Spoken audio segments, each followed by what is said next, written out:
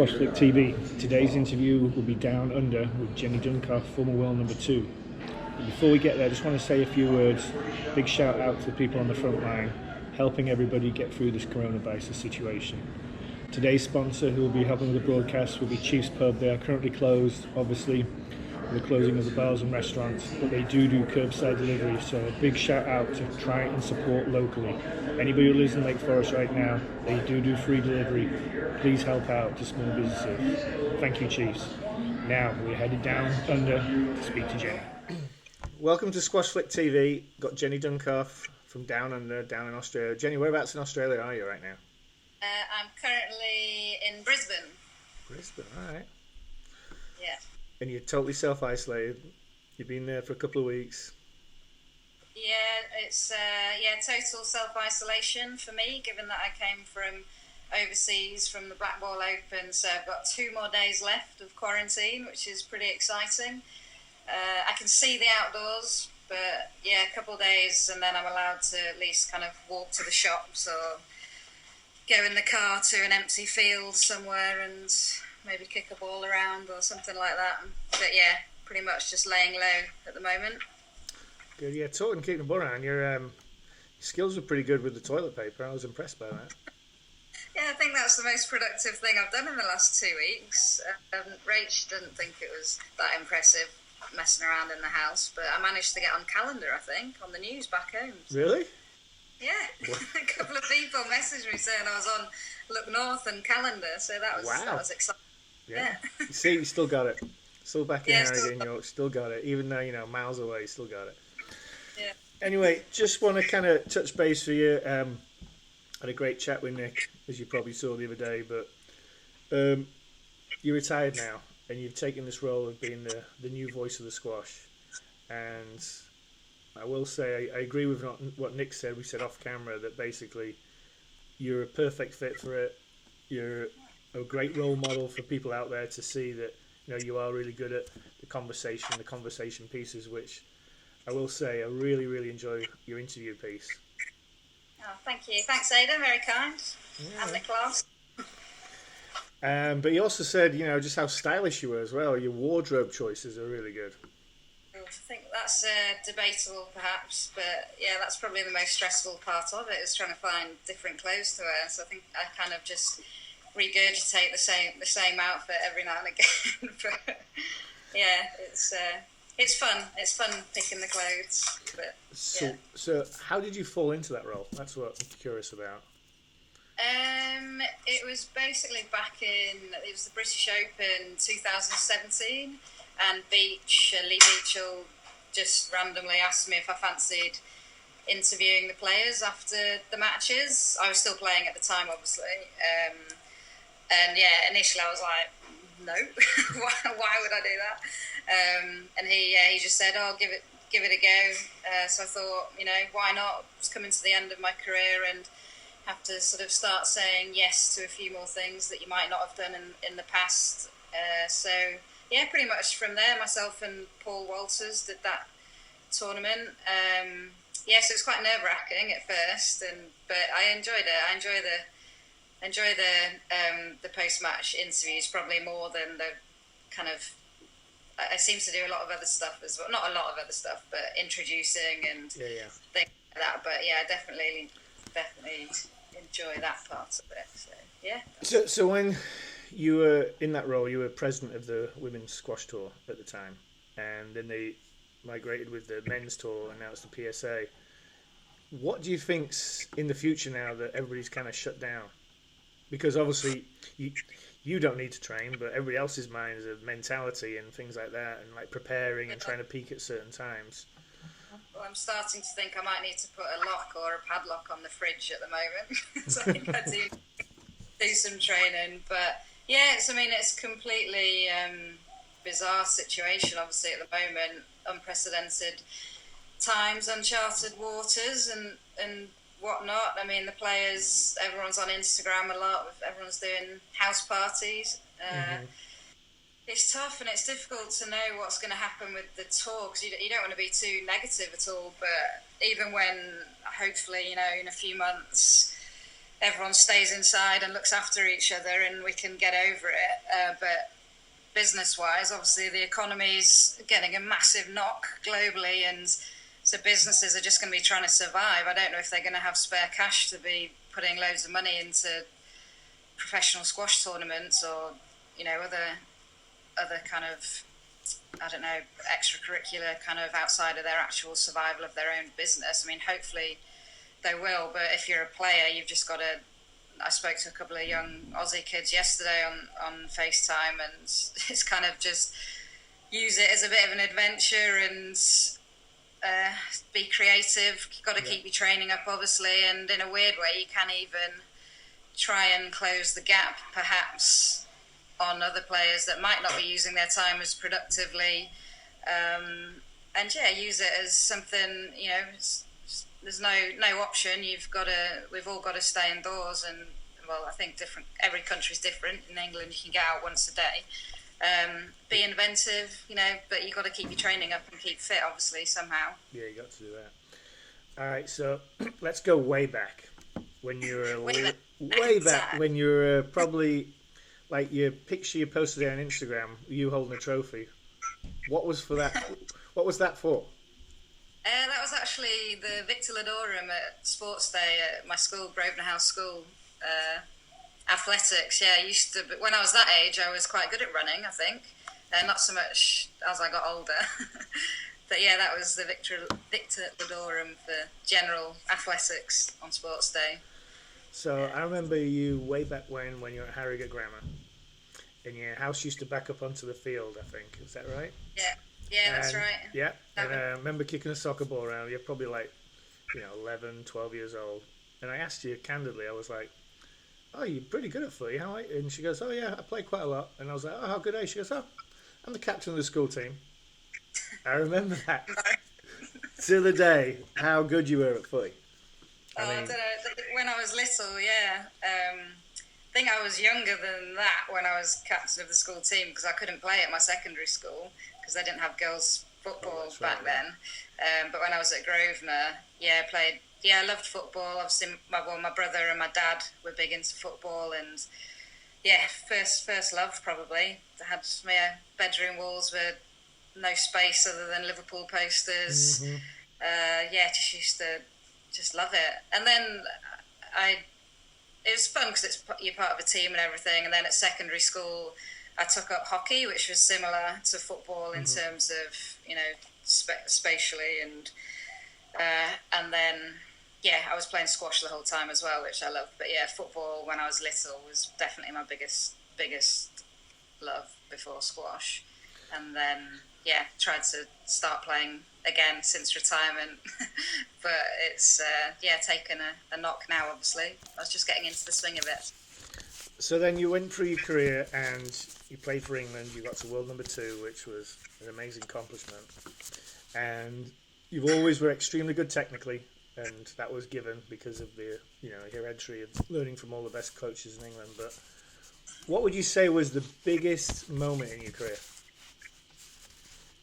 Biggest. Don't hold back, Jenny. Come on, don't hold back. Not prepped for these questions, although I do get asked it a lot, so I should know. Don't get nervous. I can see you tapping there. No, I think probably winning the national championships was a big thing for me.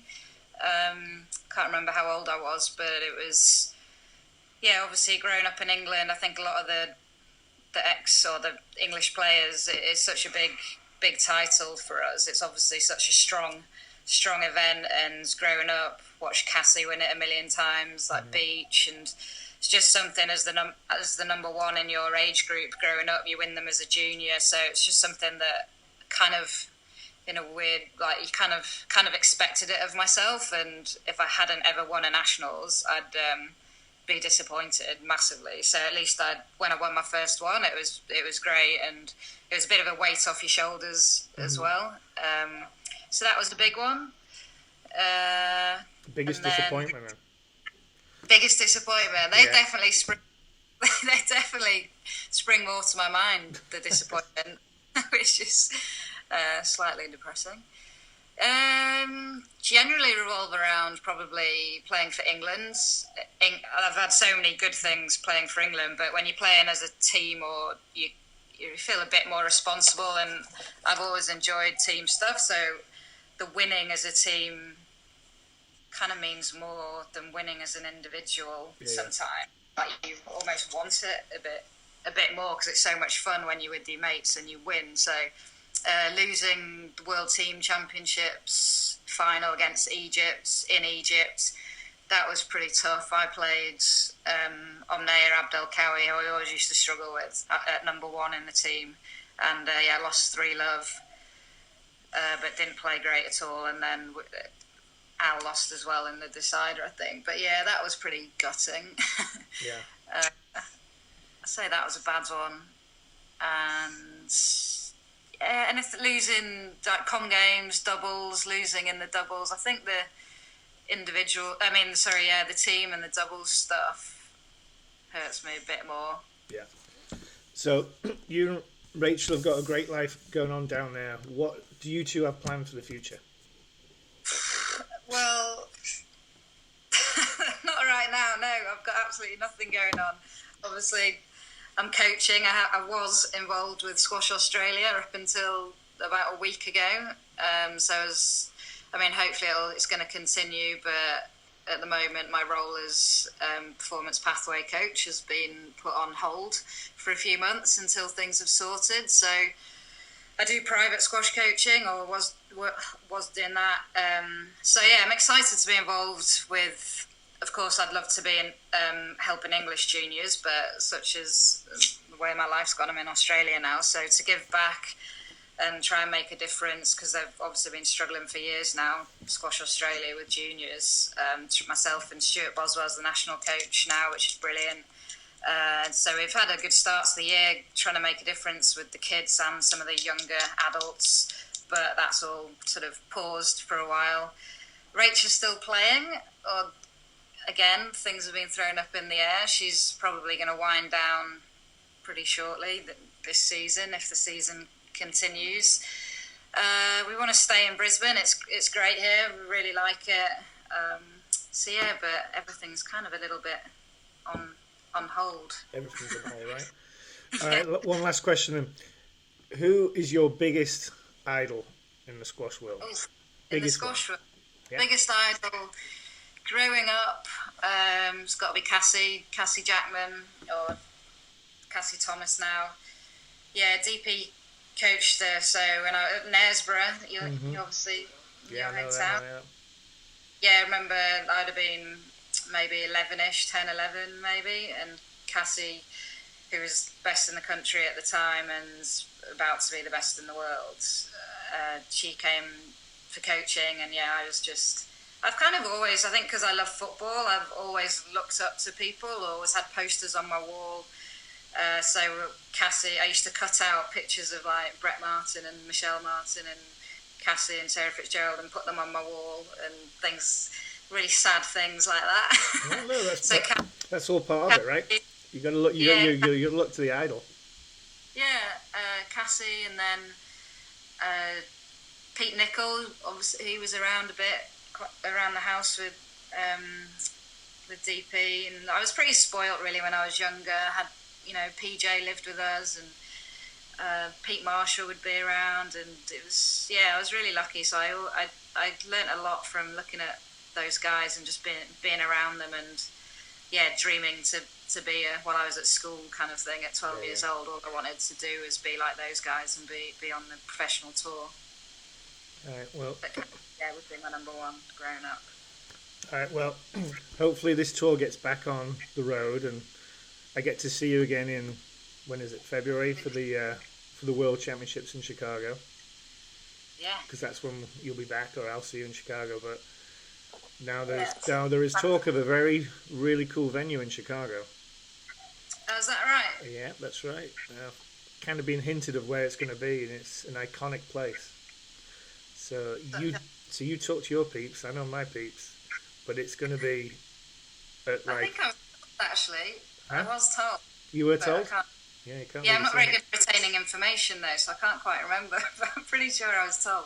Yeah, it's going to be kind of spectacular, and it's kind of deep in the heart of the business area of Chicago. But it's going Right. to be, yeah, it's going to be cool. Good. Well, Chicago doing amazing things for squash and the Walter family, so I hope it is. Hope it's back on and it's in a stunning location. Yeah. All right. Well, all the best to you and Rachel. Have a great time down there. Hopefully, you get out in Okay. the fresh air soon. Well, I've had a shower today, so that's the start, and had a house party with Wow. a few of the girls. So yeah, productive stuff this Sunday morning so far. Yeah, it's Saturday night here, and I'm winding down. I've already cooked dinner for the kids, and they're already banished to the rooms because enough's enough. Yeah, adult. All right. Well, take care, Jenny. Great All talking to right. you. Say hello to Nice. Rachel, and have a great time. All right. All right. See Say ya. them bye. Bye. Bye.